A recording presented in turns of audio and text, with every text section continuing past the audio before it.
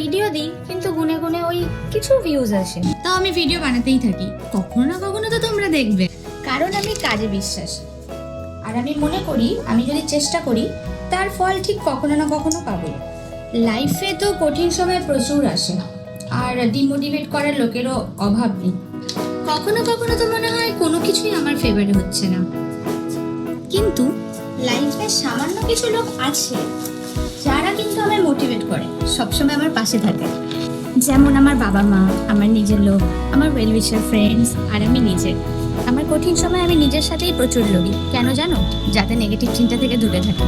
এই positive thinking, positive লোকের জন্য ঠিক একদিন কঠিন সময়ও পেরিয়ে যায়। আর এই কঠিন সময়ে তোমার করা চেষ্টা make you 100% better than before. And I don't know this video will work or not, but I hope you will stay. Bye bye. We'll see tomorrow.